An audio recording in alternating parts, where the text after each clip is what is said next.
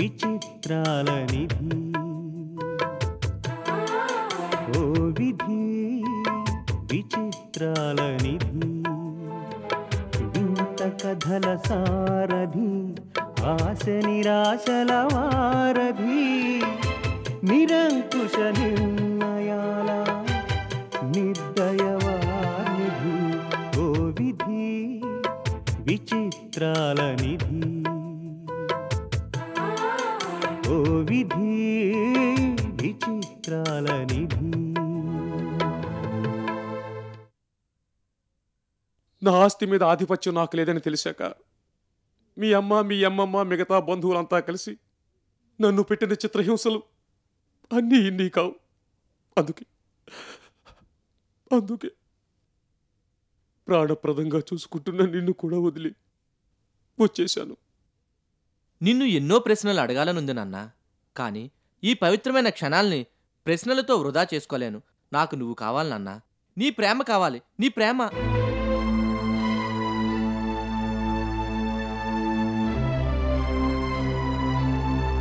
Dialogue complete చేస్తే తాతయ్య next dialogue చెప్తాడు. కానివ్వండి. నేను ఇలాంటి చదవలేను, చెప్పలేను సంధ్య. ఏమైంది బాబు? ఏవో పర్సనల్ విషయాలు గుర్తొస్తున్నాయి తాతయ్య. ఇది కేవలం నాటకమేనా? ఆయన నాటకమైనా జీవితమైనా తండ్రి అనేవాడి పట్ల నా అభిప్రాయం ఒకటే, వాడు క్రూరుడు, దుర్మార్గుడు. That's all.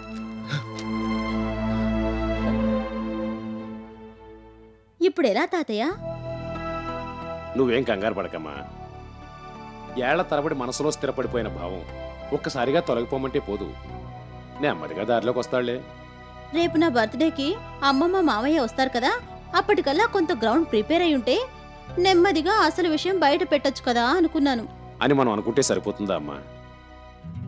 ఎవరిని ఎప్పుడు విడదీస్తాడో, ఎవరిని ఎప్పుడు కలుపుతాడో తెలియని ఆ లీలా మనుషు వేషధారి అనుజ్ఞ కావద్దు. ఏది జరిగినా జరగకపోయినా నీ పుట్టినరోజు వేడుక మాత్రం ఘనంగా జరగాలి.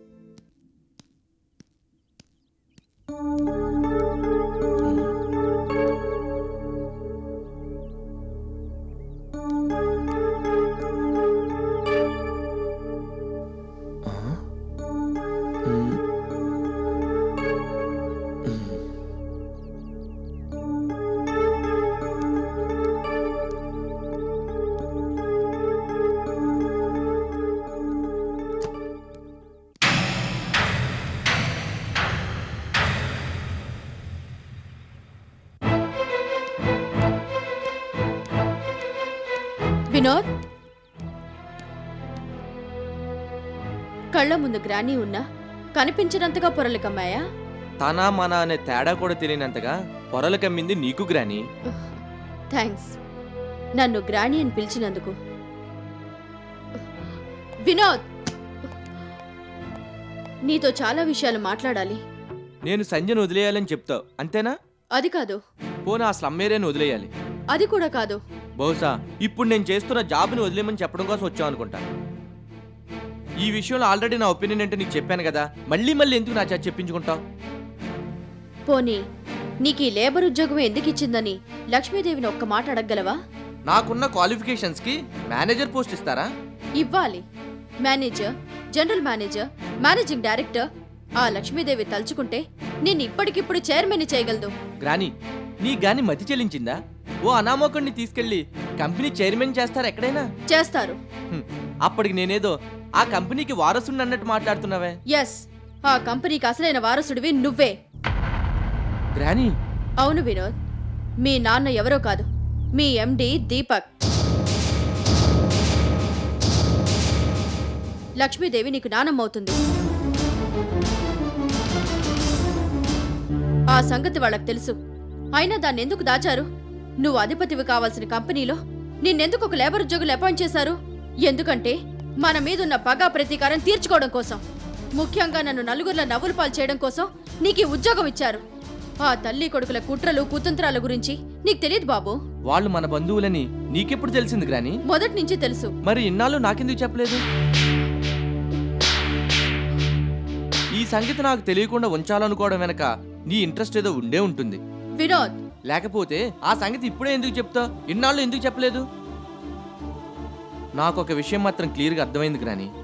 మీకు వచ్చిన మనస్పర్ధలకు మధ్యలో నన్ను బలి చేశారు. ఇంకా చెయ్యాలని చూస్తున్నారు. వాళ్ళ మీద కోపంతో నీ దగ్గరికి రావడమో, నీ మీద కోపంతో వాళ్ళ దగ్గరికి వెళ్ళడమో కాదు. అసలు ఎవరు ఏమిటనేది ఎస్ఎస్ చేసుకోవడానికి నాకు కొంచెం టైం కావాలి. అప్పటి వరకు నన్ను డిస్టర్బ్ చేయొద్దు. నేను చెప్పే మాట. నాకు కొంచెం టైం కావాలంటున్నాను. Try to understand me.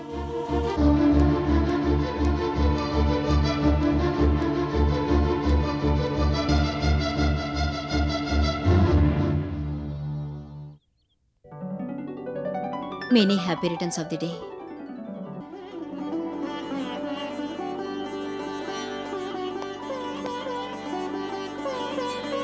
Happy birthday to యూరా.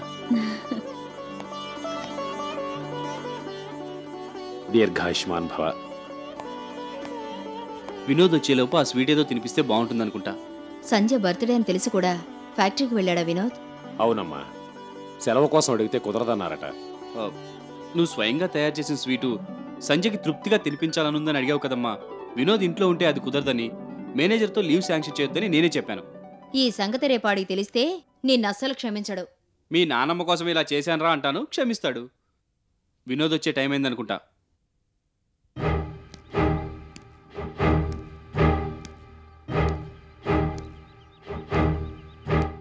Vinod వచ్చే టైం అయిందనుకుంటా.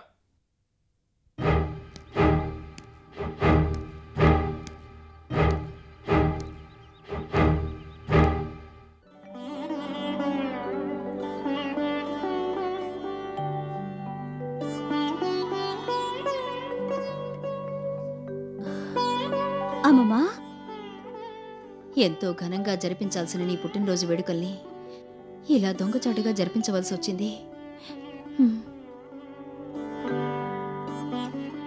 తను వస్తాడనేగా మీ భయం? రానివ్వండి. తన దృష్టిలో మీరు మా వెల్విషర్స్ కాబట్టి వచ్చారనుకుంటాడు. దీనికి ఇంతగా భయపడాల్సిన అవసరం ఏముందమ్మమ్మా? అమ్మమ్మకి నువ్వైనా నచ్చచెప్పు మావయ్య. అసలు విషయం అది కాదమ్మా సంజ. వినోద్ని రాయల్ గెటప్లో చూడాలని అమ్మ కోరిక. ఫ్యాక్టరీ యూనిఫామ్లో చూసి తట్టుకోలేదట. మీ ఆయన్ని ఫ్యాక్టరీలో అపాయింట్ చేయడమే అమ్మకి ఇష్టం లేదు. అందుకే వాడు రాకముందే వెళ్తానని ఇంతగా పట్టుబట్టడం. ఇంకా ఓపిక పట్టడం నా వల్ల కాదమ్మా. వినోద్ వచ్చేదాకా ఉండి, ఊరే బాబు, నేను నీ నాన్నమ్మన్రా, దీపక్ మీ నాన్నరా, సంజయ్ నీ సొంత మరదలరా అని చెప్పేస్తాను. వాడు నన్ను ఏమనుకున్నా సరే. అమ్మా అమ్మా అమ్మా, తమరు కొంచెం శాంతించాలి. ఇన్నేళ్లు ఓపికగా సహించారు, ఇంకొన్నాళ్ళు ఓపిక పట్టాలి. నా వల్ల కాదు సీతారామయ్య గారు. వాడిని చూసినప్పుడల్లా బాబు వినోద్ అని హక్కును చేర్చుకోవాలని ఆరాటపడతాను. ఉప్పెనలా తన్నుకొచ్చే మమకారాన్ని ఇంకెన్నాళ్ళని అదిమి పెట్టుకోమంటారు? ఇంకెన్నాళ్ళని వాణ్ణి ఆ దీనమైన స్థితిలో చూస్తూ సహించమంటారు? వినోద్ తనకు బావుతాడని తెలిసాక, అతని పట్ల మమకారం పెంచుకుందని, తన చదువును పణంగా పెట్టి విడిపోయిన మీ రెండు కుటుంబాలను కలపడం కోసమే ఇంత నాటకం ఆడిందని, మన చేత ఆడిస్తుందని అనుకోని కారణాల వల్ల ఇవాళ ఇలాంటి పరిస్థితి ఎదురైందని వినోద్కు ఒక్కసారిగా తెలిస్తే ఆ పసిమనసు తట్టుకోలేదన్నదే నా భయం. నిజమే, ఇంతవరకు జరిగినవన్నీ వినోద్కి పోసగుచ్చినట్టు ఒకటొకటి చెప్పాల్సిందే. కానీ ఇప్పుడు కాదు. మంచి సమయం సందర్భం చూసి నేనే మీకు కబురు పెడతాను. ఈ పసివాళ్ల బంగారు భవిష్యత్తును దృష్టిలో పెట్టుకుని ఇంకొన్నాళ్ళు మీరు ఓపిక పట్టక తప్పదు.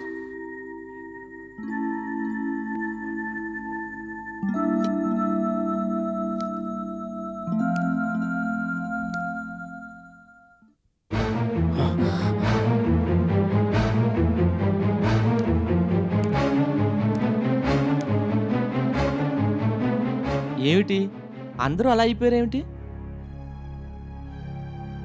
నానమ్మా,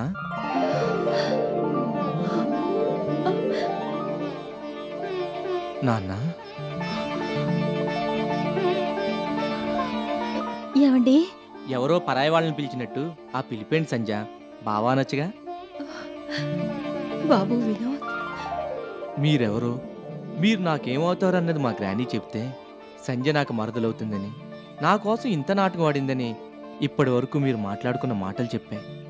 బాబు, అసలు జరిగింది ఏమిటంటే, అంతా విన్నాను తాతయ్య. నిజాన్ని విని భరించలేనంత వీక్ హార్ట్ ఏం కాదు నాది.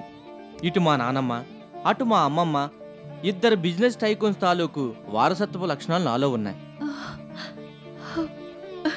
ఈ అపురూపమైన క్షణం కోసమే బాబు ఇన్నాళ్ళుగా మేమంతా ఆశగా ఎదురు చూసింది. బాబు, wait a minute. Just 24 hours నేను కనిపించకపోతే మా గ్రాని, మా మమ్మీ చేసిన హడావుడ అంతా ఇంతా కాదు. నేను మీ మనవణ్ణని, మీ కొడుకునని తెలిసి ఇన్నేళ్ళు ఎలా సైలెంట్గా ఉండగలిగారు? నాకు స్పష్టమైన సమాధానం కావాలి. కమాన్, టెల్ మీ.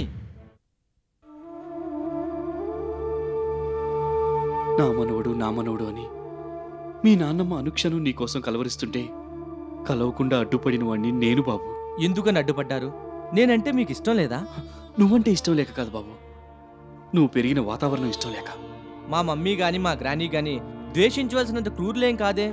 ఇన్నేళ్ళు నేను పెరిగిన ఇల్లు మీరు రాకూడనంత భయంకరమైన ప్రదేశం కాదే.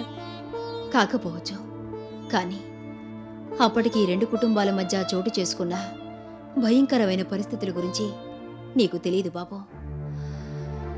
మీ అమ్మా నాన్న ప్రేమించి పెళ్లి చేసుకున్నారు, కానీ ఆ ప్రేమ మీ నాన్న పట్ల కాదని, మీ నాన్న వెనుకున్న ఆస్తి మీదని తెలిసింది.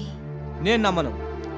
ఏ, మా గ్రానీకి ఆస్తి లేకనా మీ ఆస్తి కోసం ఆశపడ్డానికి? తను ఆశపడిందో లేదో కోర్టులో జరిగిన కేసు కాగితాలు చూస్తే నీకే తెలుస్తుంది. మా గ్రానీ మీ ఆస్తి కోసం కోర్టుకెళ్ళిందా? ఆ వ్యవహారం అంతటితో సమసిపోతే పెద్దగా గొడవలేవి ఉండేవి కావు. మీ నాన్నను అల్లుడుగా చూసేది కాదు మీ గ్రానీ, తన భర్తలా ట్రీట్ చేసేది కాదు మీ మమ్మీ. ఇద్దరూ కలిసి నా బిడ్డను పురుగు కన్నా హీనంగా చూసి రాచి రంపాన పెట్టారు. ఆ హింస భరించలేక ఆ నరక కోపంలోంచి నిన్ను తీసుకొని మీ నాన్న వస్తే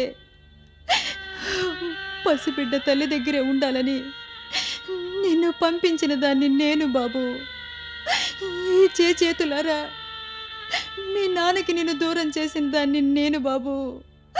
నేను నిన్ను దూరం చేశాను. అమ్మమ్మా ప్లీజ్. ఇప్పటికిప్పుడు నువ్వు మారిపోయి నన్ను నానమ్మ అని, మీ నాన్నని నాన్న అని పిలవాలన్నది నా కోరిక కాదు బాబు. నిజమేమిటో నీకు నువ్వుగా తెలుసుకుని నీ ఇంటికి నువ్వు తిరిగి రావాలన్నదేరా నా కోరిక. నానమ్మా, నువ్వంటే నాకు ఏ కోపం లేదు నానమ్మా.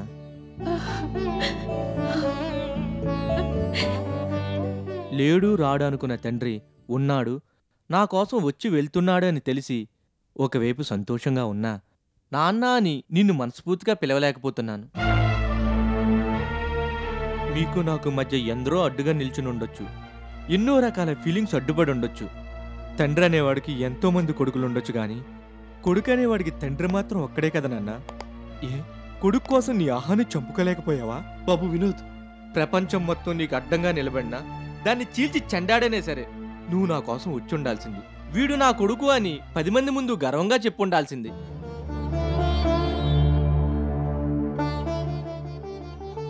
కన్న కొడుక్కి దూరంగా బతుకుతూ ఇన్నాళ్ళు మౌనంగా నేను భరించిన నరకం ఎలాంటిదో వాడికి నువ్వైనా చెప్పమ్మా.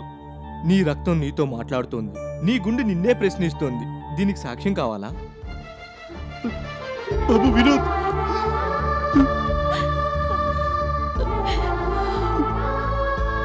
నిన్నుగా కలుసుకోవాలని, నీతో ఎన్నో సంగతులు చెప్పి సేద తీరాలని, ఈ శాపగ్రస్త జీవితంలోంచి మనం బయటపడాలని నేను కోరుకోని క్షణం లేదురా.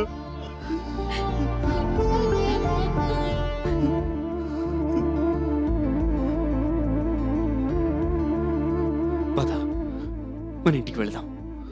జరిగినవన్నీ జరిగినట్టు నీకు వివరంగా చెప్తాను. అన్నీ విన్నాక నాదే తప్పని నువ్వంటే నువ్వే శిక్ష వేసినా సరే ఆనందంగా భరిస్తాను. నువ్వు తిరిగొచ్చే క్షణం కోసం నీ ఇల్లు ఎదురు చూస్తుంది బాబు. లేదు నానమ్మ, మంచికో చెడుకో ఇవన్నీ జరిగాయి. నేనెవరో, నేనంటే ఏమిటో నాకు తెలిసింది. నేను ఎక్కడ ఉండాలన్నది నిర్ణయించుకోవడానికి నాకు కొంచెం టైం కావాలి. ప్రస్తుతానికి నేను సంధ్య ఇక్కడే ఉంటాం.